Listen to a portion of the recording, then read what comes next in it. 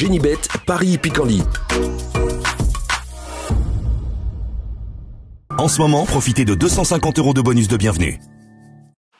Bonjour à toutes et bonjour à tous, direction la Mayenne et plus précisément l'hippodrome de Laval pour le Quintet Plus Top 5 Génibet de ce mardi 14 mars, une épreuve qui rassemble des trotteurs de qualité. Nous évoquerons donc cette compétition dans la première partie de l'émission.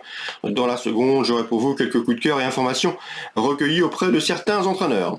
Sachez également qu'il vous est possible de liker ce programme, de le partager, et ce via nos différents supports sociaux, je pense notamment à Facebook ou encore Twitter.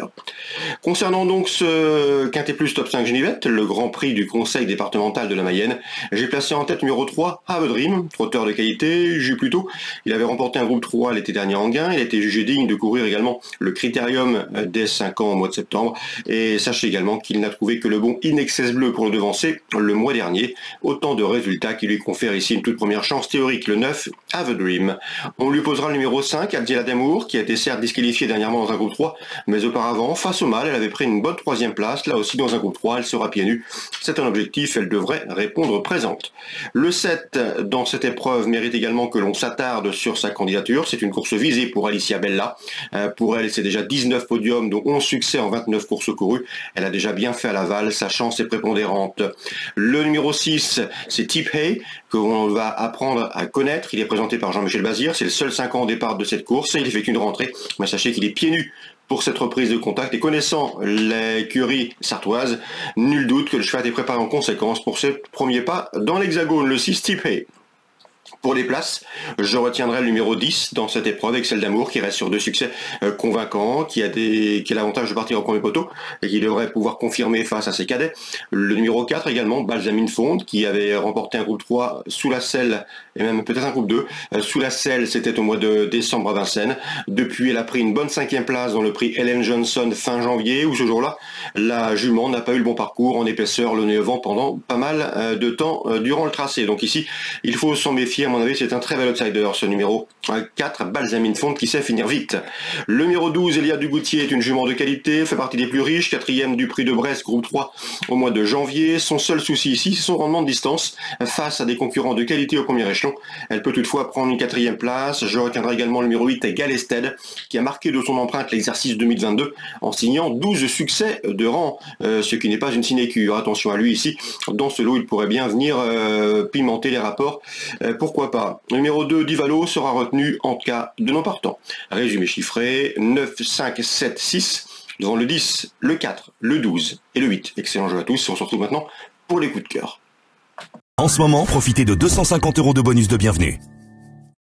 On se retrouve pour les coups de cœur de ce mardi 14 mars. Concernant tout d'abord Laval, la réunion principale, dans la 5e, j'aime beaucoup le 8, bien sûr, Idil de Mahé, qui pour sa rentrée a gagné plaisamment. C'était sur les pronoms de Nantes, une confirmation était attendue. Attention également au numéro 7, Iso Fouduchène, un cheval assez athlétique, massif, qui peut imprimer sa cadence et aller très loin. Et je me méfierai également du numéro 11, Yvan Delerdre, toujours présenté à bon escient par Yvan Gauthier, qui me l'a présenté comme un cheval en forme, un cheval régulier, qui boxe dans sa catégorie. Et dans ces conditions, le cheval pourrait bien intégrer un podium. La 5e, 8, 7 et 11. On passe maintenant à la 8e course du programme. J'ai pu m'entretenir avec Laurent Michel David. Son interview sera disponible sur canalturf.com et ce gratuitement. Sachez qu'il n'est pas négatif avec le 14 Fanal de Garden. Le cheval est bien, le cheval est en forme, l'engagement est bon. C'est d'ailleurs le plus riche de la course. Il faut encore qu'il ait de l'envie, ce qui peut ici lui être bénéfique à la faveur de cet engagement favorable. Donc pourquoi pas un podium pour ce 814 Fanal de Garden. Laurent David est assez optimiste pour ce classement. L'opposition a toutefois fière allure avec des cadets ambitieux. Je pense notamment au numéro 12 Guardia, qui vaut en l'autre ce genre, elle a prouvé à maintes reprises, elle sait finir très vite si la course est rythmée, gare à son rush final. Et le numéro 8 Gablou Carizet, un cheval régulier en pareille société, il est en forme et mérite également une note de méfiance. Donc la 8e dans l'ordre du programme, 8, 12 et 14. Concernant Lyon-la-Soie en Réunion 4, j'aurai un coup de cœur, je pense qu'il va s'imposer, c'est le 303 Lacajou qui a débuté dans une course sur le sable, une 3e place intéressante. Ce jour-là, il était dominé par 2 chevaux qui ont depuis gagné. Donc la ligne est très intéressante. C'est un cheval qui bénéficie d'engagement classique. Bref, ici, il a tout pour plaire. Il serait décevant de ne pas le voir gagner, d'autant que l'entourage effectue certainement le déplacement en terre lyonnaise pour qu'il ouvre son palmarès. Le 303 Lacajou, a priori, selon moi, c'est un penalty. Concernant la Réunion 5 à Mons, j'ai pu m'entretenir également avec différents professionnels, notamment Pavel Tamsin. Il n'est pas négatif avec le trot 502 One Love Bianca, qui a bien couru le dernier coup, 3e. Christophe Depeut, qui lui était associé, a dit avec Pavel Tamsin que le One Love Bianca était prêt à gagner. Donc il faut lui faire confiance. L'entourage y compte et je pense que One Love Bianca va répondre au présent. C'est le 502. Concernant le 504 au Clear, autre protégé de Pavel Tamsin, c'est un cheval régulier, déféré des 4 et qui boxe dans sa catégorie. Il briguera un accessite. On peut le reposer le numéro 1 Ollivander, qui reste sur 2 succès convaincants. Donc pour moi, mes préférés dans la 5e, 1, 2 et 4. Toujours à Mons dans la Réunion 5, dans la 7e. Sachez que le 701, présenté par Pavel Tamsin, c'est Pavillon. Le cheval est en forme, il reste sur un succès, il a sa place sur le podium. Attention également au numéro 5, Pure Classe. Pavel Tamsin m'a indiqué que le cheval sera déféré les 4 pieds pour la première fois de sa carrière. Il faut y voir un signe de confiance. Cela va nettement l'améliorer.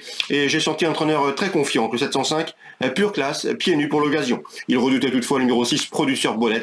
Un cheval qui doit rendre la distance, un cheval très dur à l'effort, capable d'imprimer un train sélectif difficile à suivre dans un parcours. C'est le principal opposant, le principal danger, selon les dires de Pavel Tamsin, qui aura 2 partants dans ce 7e rendez-vous. Donc en chiffres, à la 6e, 6, 5 et 1. Très bon jeu à tous et rendez-vous demain. Génibet, Paris Picardie. En ce moment, profitez de 250 € de bonus de bienvenue.